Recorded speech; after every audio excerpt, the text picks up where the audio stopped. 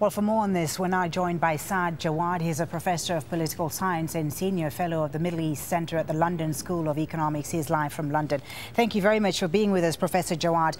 So what is your view of the situation in Iraq 10 years after Iraqis took responsibility for their country? Is Iraq better off today or worse off than it was 10 years ago? Well, it's only Mr. Blair who says that Iraq is better off, but everybody else, including the families, our families in Iraq, living now in Iraq, they all say that it's worse than it has been before.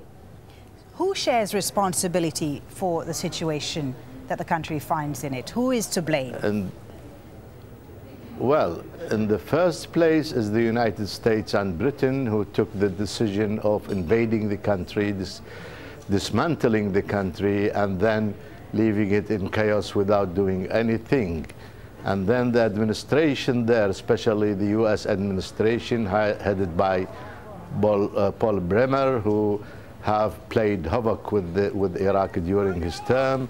He dismantled the army, he dismantled the whole organization of the country. He threw thousands of able and competent people in the streets on the pretext that they were Ba'athist, and then he created what was called the Governing Council, which was built on sectarian, racial quota. He brought people with no merit whatsoever, some of them with tarnished reputation. 65 to 70% of them were expatriates. Iraqis were not represented in that, and the last catastrophe was the introduction of the TAL, the Transitional Administrative Law, which was supposed to be the constitution, which was drafted on divisive lines. Right, but the Prime Minister then and now was Nouri al-Maliki, and he promised to unify the country. Doesn't he also share responsibility for the situation in which Iraq finds itself today?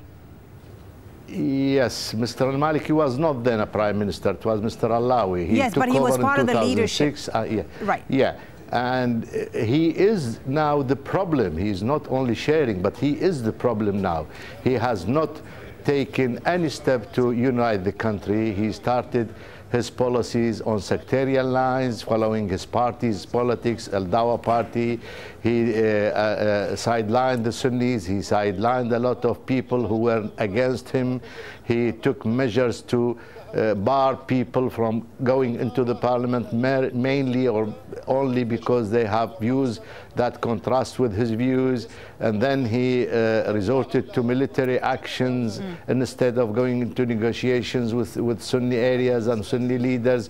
He imprisoned his opponents. He accused them of terrorism, which was not true for some of them, and without any proof. And then he did not do anything to unify the country. So what then does the future hold for Iraq, Saad Jawad?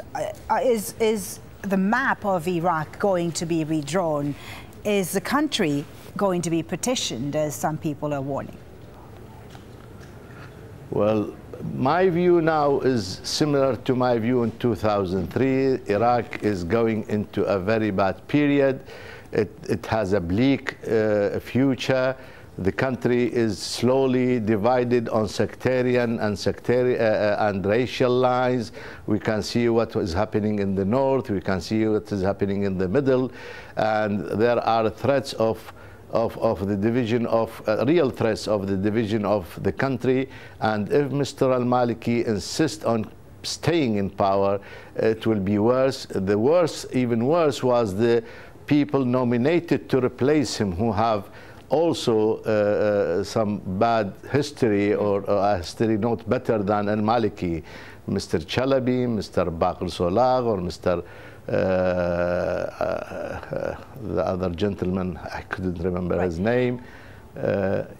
Yeah. So you're very pessimistic about the future of Iraq. Thank you very much indeed for speaking to us, Saad Jawad, Professor of Political Science and Senior Fellow at the Middle East Centre at the London School of Economics. Thank you for your time.